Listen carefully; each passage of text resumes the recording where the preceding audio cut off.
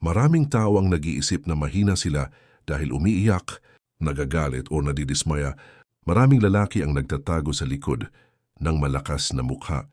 Iniisip na kung ako'y magpapakita ng emosyon, ako'y mahina. Pero heto ang totoo. Hindi ka mahina dahil nakakaramdam ka.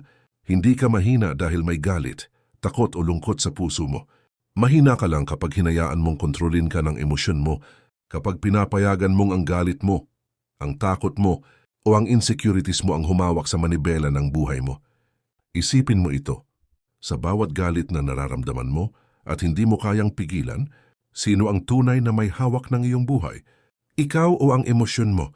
Sa video na ito, ituturo ko sa iyo kung paano maging malakas sa paraang tahimik, hindi marahas, at hindi nakadepende sa lakas ng katawan o panlabas na tagumpay. Ituturo ko sa iyo ang sikreto ng Stoics at bakit ang tunay na lakas ay nasa kontrol ng sarili, hindi sa pag-iwas sa emosyon. Pakinggan mo ito hanggang dulo. Dahil sa bandang huli, maintindihan mo na ang kalakasan ay hindi ang kawalan ng emosyon, kundi ang kakayahang pamahalaan ito. Ngayon, marahil iniisip mo, kung ganito pala ang emosyon, paano ko nga ba sila kontrolin? Bago natin pag-usapan kung paano, kailangan muna nating maunawaan kung ano talaga ang emosyon. Maraming tao ang iniisip na ang emosyon ay kaaway. Ang galit ay masama, ang takot ay kahinaan, ang lungkot ay kabiguan. Pero sa Stoicism, iba ang pananaw. Ang emosyon ay hindi kaaway, ito ay signal, impormasyon, mensahe mula sa sarili mo. Hindi nila sinasabi kung sino ka o kung gaano ka kalakas. Sinasabi lang nila kung ano ang nangyayari sa loob mo at kung paano ka kumikilos sa harap ng mga pangyayari sa buhay. Isipin mo ito. Kapag may nagalit sa'yo o may nagsabi ng bagay na hindi mo gusto, ano ang nangyayari sa'yo? Hindi ka naapektuhan ng salita o kilos ng iba. Naapektuhan ka ng interpretasyon mo sa kanila. Ito ang kaibahan ng dalawang klase ng tao. Una, yung reactive na tao, nararamdaman ng emosyon at agad na kumikilos. Kapag nagagalit, sumisigaw. Kapag natatakot, takbo. Kapag nalulungkot, sumusuko. Pangalawa, yung mga stoic na tao, nararamdaman ang emosyon at tumitigil muna. Taga-observe, iniintindi at saka kumikilos base sa matalinong desisyon, hindi sa biglaang damdamin. Sa madaling sabi, hindi mo kontrolado ang pangyayari.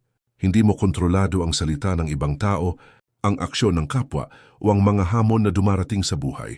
Pero may kontrol ka sa isang bagay na higit na makapangyarihan kaysa sa lahat ng ito, ang sariling pagpapasya kung paano ka tutugon. Kung maiintindihan mo at ma-apply ito, makakamtan mo ang tunay na lakas, isang tahimik, matatag, at hindi matitinag na kapangyarihan na nagmumula sa loob. Sa susunod na bahagi, ipapakita ko sa iyo kung paano tignan ang emosyon sa bagong pananaw, kung paano unawain ang sarili mo ng mas malalim, at bakit ito ang unang hakbang para maging hindi mahina kahit damdamin mo'y nagwawala. Bago natin matutunan kung paano kontrolin ang emosyon, kailangan muna nating maunawaan kung ano talaga ito. Maraming tao ang iniisip na ang emosyon ay kaaway. Ang galit ay masama, ang takot ay kahinaan, ang lungkot ay kabiguan. Pero sa Stoicism, ganito ang pananaw.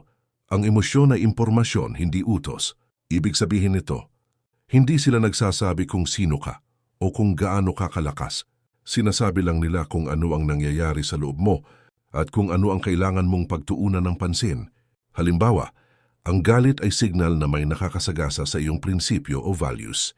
Ang takot ay signal na may panganib o hindi mo pa handa ang isang sitwasyon. Ang lungkot ay signal na may nawala o may pinagnanasaan ang puso mo. Ang problema ay hindi ang emosyon mismo.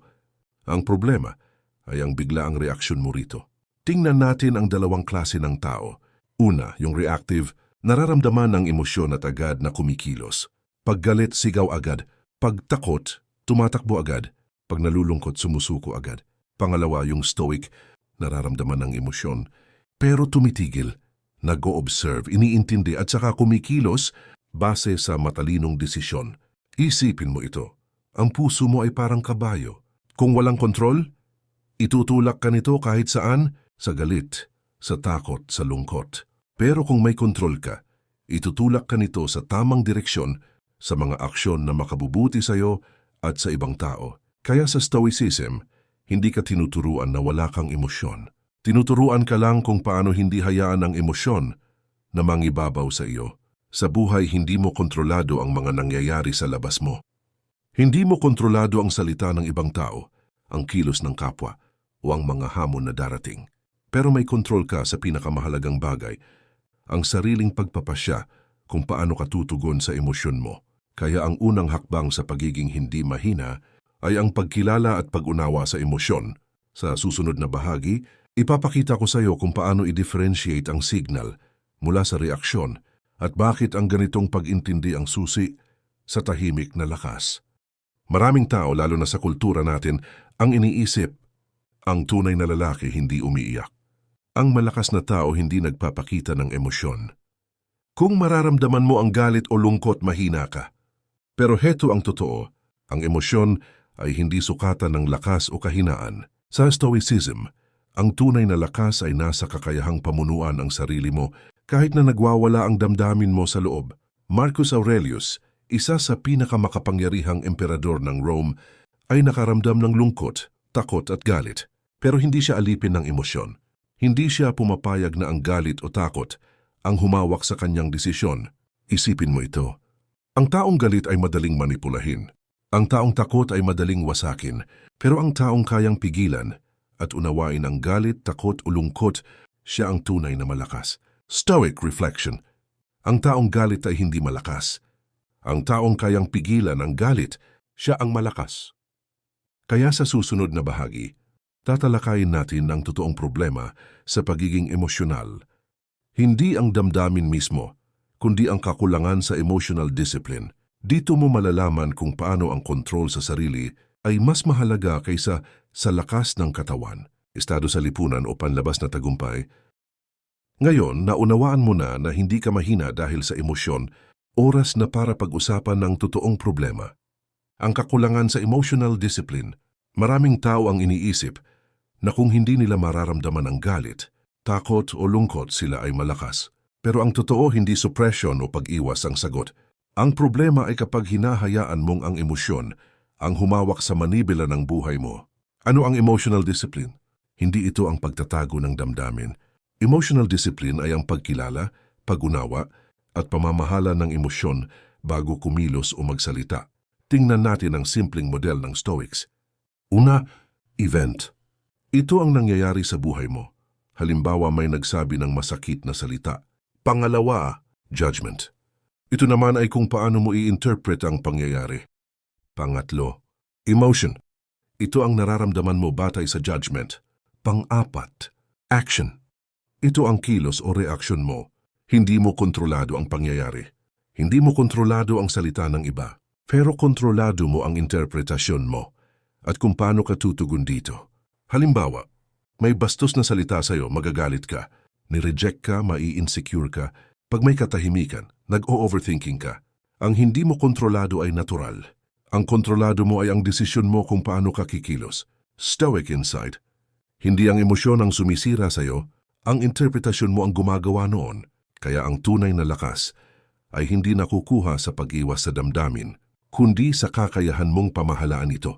Sa susunod na bahagi, ipapakita ko sa iyo ang Stoic tools para sa emotional control, mga simpleng teknik na pwede mong simulan gamitin ngayon din sa buhay mo. Ngayon naman, marahil iniisip mo, okay, naiintindihan ko na ang emosyon at alam ko na hindi sila kaaway. Pero paano ko sila kontrolin? Dito papasok ang mga Stoic tools para sa tunay na emotional control. Hindi ito mabilis ang solusyon, pero kung gagamitin ng regular, makakamtan mo ang tahimik at matatag na lakas na hindi nakadepende sa sinuman o sa anumang sitwasyon. Tool 1. The pause. Isa sa pinakamahalagang aral ng Stoics ay ang pag-pause bago kumilos o magsalita. Kapag may nangyari, huwag agad tumugon. Huminga, magbigay ng space sa sarili. Ang simpleng 3 to 5 seconds pause ay sapat na para pumili ka ng mas matalinong reaksyon. Stoic reflection. Bago ka tumugon sa galit, huminto ka muna. Bago ka sumagot sa takot, huminga ka muna. Sa pagitan ng stimulus at response, nandoon ang kapangyarihan mo. Tool 2. Name the emotion.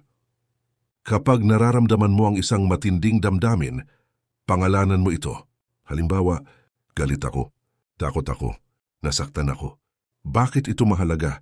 Kapag pinangalanan mo, nagiging observer ka at hindi ang damdamin ang nagmamando.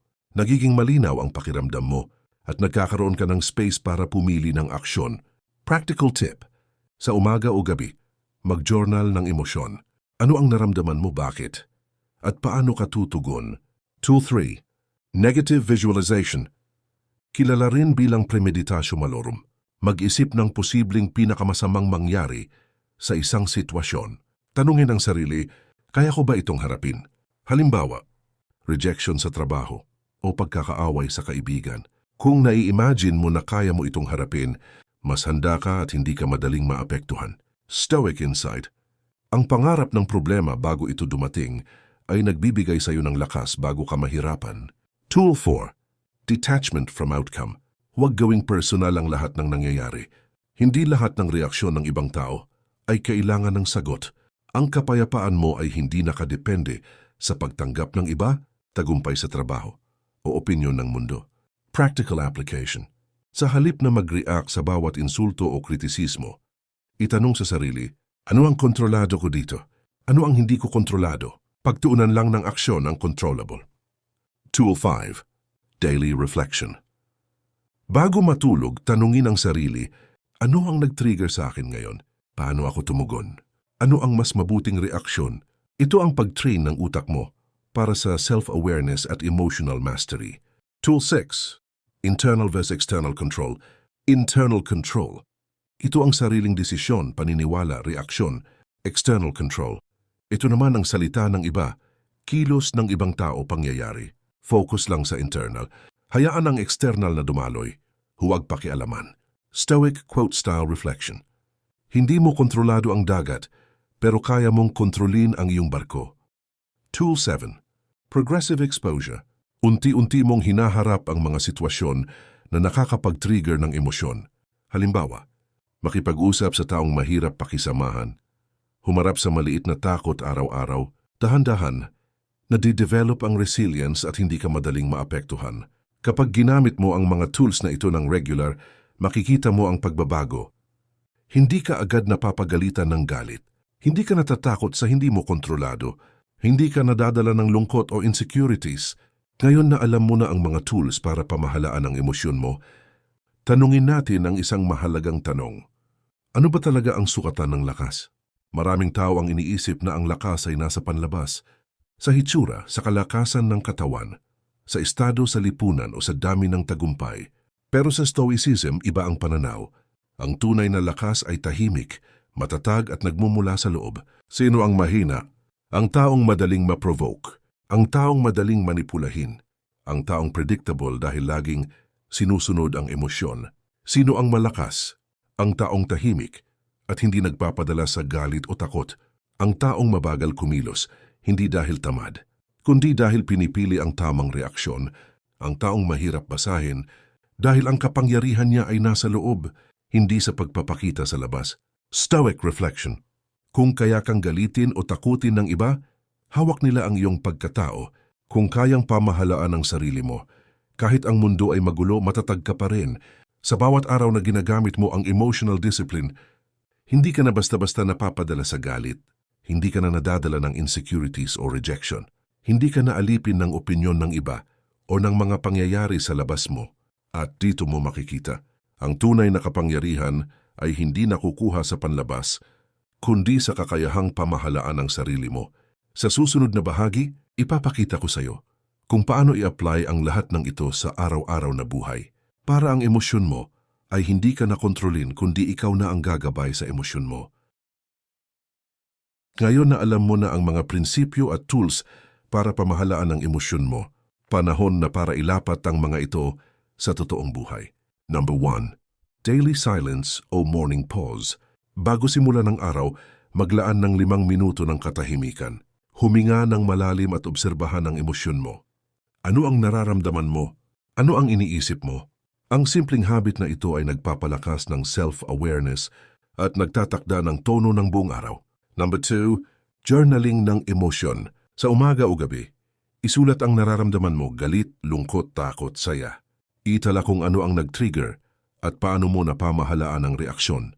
Sa bawat araw, Makikita mo ang pattern ng emosyon mo at mas madali mo silang makokontrol. Number 3.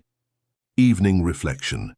Bago matulog, tanungin ang sarili, ano ang nag-trigger sa akin ngayon?